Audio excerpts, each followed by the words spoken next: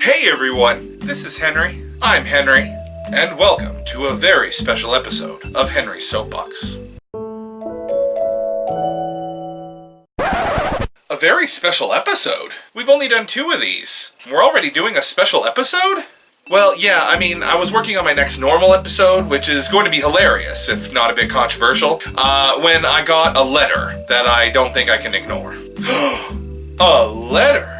Yes. A letter you can't ignore? Was it the letter U? Because I remember this one time on Sesame Street, the letter U was like super obsessed with Smokey Robinson and would not let him go. Oh, I want to split now. I can't quit now. You really gotta hold on. You really gotta hold on me. You really gotta hold on. You really gotta hold on me. No, this was like a typed letter addressed to me. Like Dear Abby, except instead of lovelorn 30-somethings asking for quaint relationship advice, this was the Chief and Council demanding that I take down my Wood Mountain Lakota First Nations Facebook page, Wood Mountain Lakota First Nations website, and Wood Mountain Lakota First Nations YouTube page. Oh, and are you?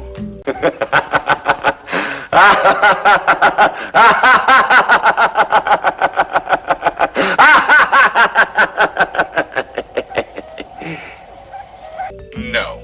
Instead, I'm just going to reinforce that 'twas I that created the website www.woodmountainlakota.com, as well as the Wood Mountain Lakota First Nations Facebook page, as well as the Wood Mountain Lakota First Nations YouTube page. And if it wasn't evident already, I'd like to make it quite clear that neither I, nor WoodMountainLakota.com, nor the Wood Mountain Lakota First Nations YouTube page, nor the Wood Mountain Lakota First Nations Facebook page are in any way affiliated with, connected with, or represent the Wood Mountain Reserve Band Number 160's Chief and Council or administration in any way, shape, or form. Once again, neither myself, nor WoodMountainLakota.com, nor the Wood Mountain Lakota First Nations Facebook page, nor the Wood Mountain Lakota First Nations YouTube page, in any way are connected with, affiliated with, or represent the Wood Mountain Reserve Band Number 160's Chief and Council or administration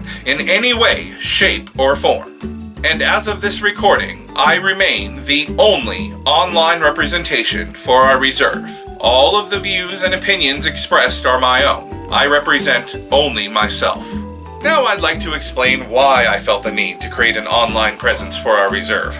2 years ago at our annual general meeting, we were discussing the 2016 Election Act that they mailed out for members to vote on.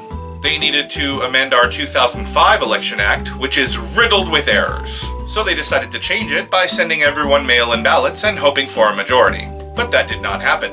When discussing this at our AGM, the following conversation happened. Now first let me say that our administrator for the band, Bev, hand-writes the minutes. Hand-writes! Which means not everything gets written down. And it means that vital pieces of information and conversation fall by the wayside as she struggles to keep up. I mean, this is 2018. Why are we using technology that's over 1,000 years old?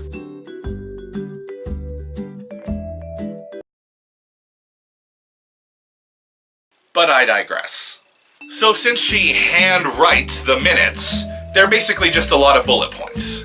Here you can see we talked about how many members we have eligible to vote, that we got funding to try and ratify the vote, that it did not get ratified, and that we are still under the 2005 Election Act. Then this little interesting back and forth happens. Band member X says, it appears a large percentage of membership does not respond to mail-in ballots.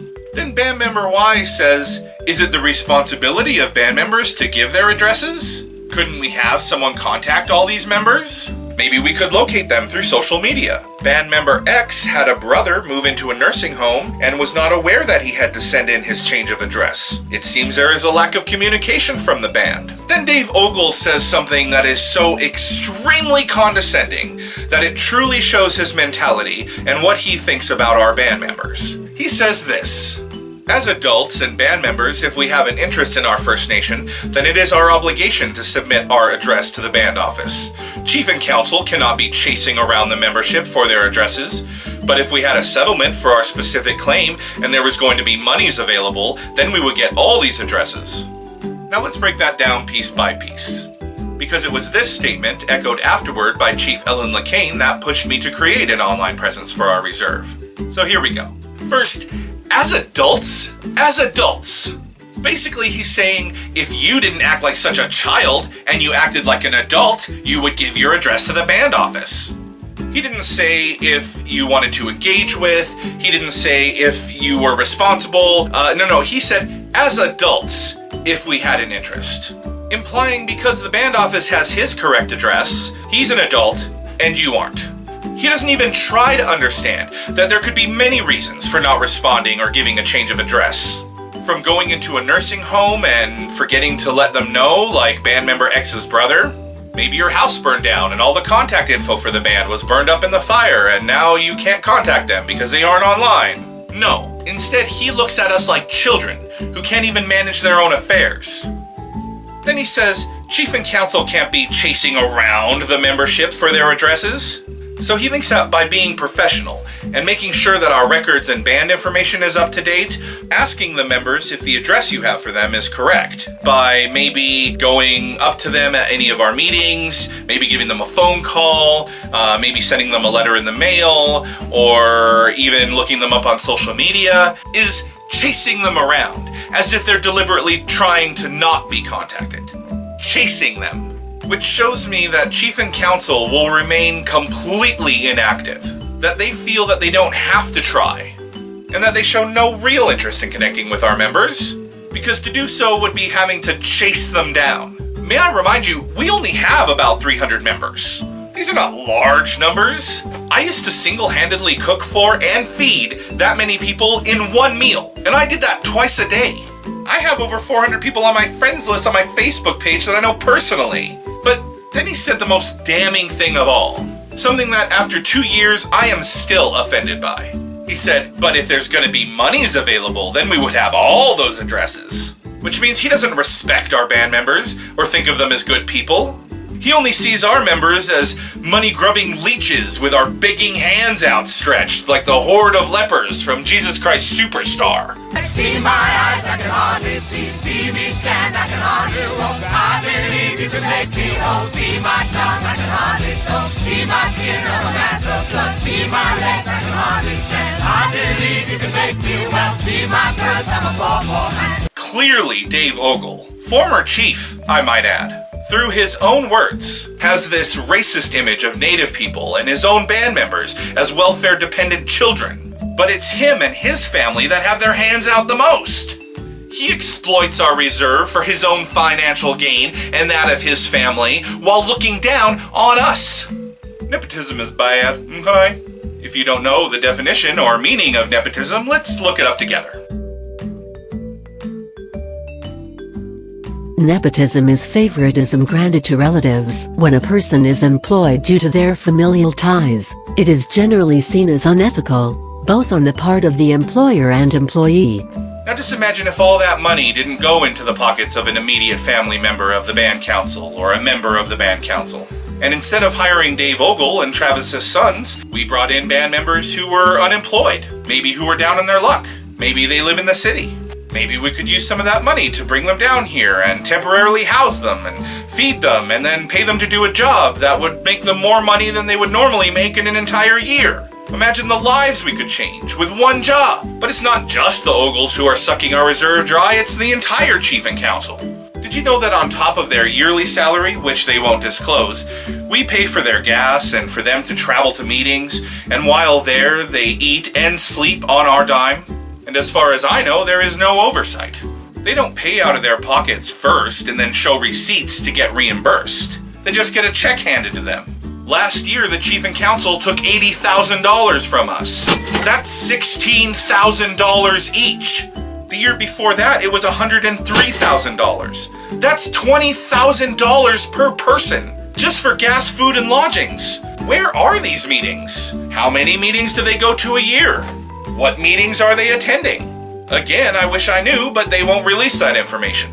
And as far as I know, getting paid for being on the council is not the primary source of income for most of these people. This last Christmas, some of them took fancy vacations to places like Las Vegas and Mexico.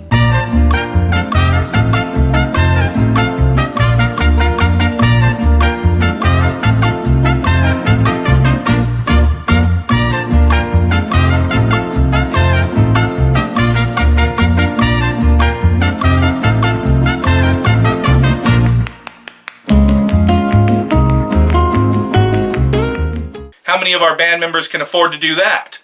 You know what I'd really like to know? How many band members are living paycheck to paycheck? How many of our band members are homeless? How many are food insecure? How many need housing repairs? What are we doing to help them? Nothing. Because Dave Ogle and Chief Ellen and the rest of the council look at us like freeloaders. Certainly not family and friends from the same tribe who are all in this together. You know, I could complain all day about how immoral and I would say downright evil I think our chief and council are, but the problem is, they're doing nothing illegal. They're only exploiting the system that was put in place for us. We are not unique. This is how the system was set up, to be exploited. This whole chief and council form of government, that's not traditional. That was dictated to us by the British. And in order for them to even give us the time of day, we had to be under the Indian Act. We had to run our reserves the way they told us to, and we still are. So when Ellen said that she talks to other chiefs and they all have vocal troublemakers on their reserve too, am I a vocal troublemaker? Yeah, that's what this is about. Oh, I guess I am. It didn't surprise me because, like Ellen, these other chiefs are probably exploiting their own positions of power as well. I mean, I can't tell you how many comments that I've heard personally or read online about other reserve chief and councils driving around in fancy new cars and trucks, taking fancy vacations, living in nice homes, while their own populations starve and struggle. So no, we are certainly not unique. We are simply a microcosm. So I realize that this chief and council has no interest in doing anything transparent. They have no interest in making themselves available to our band members 24/7, online or off. So I took the initiative to make an online presence for our reserve. Because after they took my family's home away and tried to pull us out by the root from our reserve, I realized they could never be entrusted to be the keepers of our reserve's history, or even be an honest representation for our reserve. As of this recording, no one on the council even lives on the reserve. 3 out of 5 have never lived on the reserve. Let me repeat that. 3 out of 5 have never lived on the reserve. 3 out of 5. Never! Only Ellen does, and she hasn't even lived there for as long as me and my family have lived there. I know that reserve more intimately than these 5 people combined. And now, rather than creating their own online presence, they wish to forcefully silence mine. I'll leave you with this quote from a recent open letter in the Washington Post. It was written by an admiral and addressed to Donald Trump. The parallels between these two administrations, Trump's and our reserves, is remarkably uncanny and requires a whole rant in and of itself. But word for word, it is exactly how I feel about our reserve's leadership and why I will not take any of these sites down. A good leader tries to embody the best qualities of his or her organization. A good leader sets the example for others to follow. A good leader always puts the welfare of others before himself or herself. Your leadership, however, has shown little of these qualities.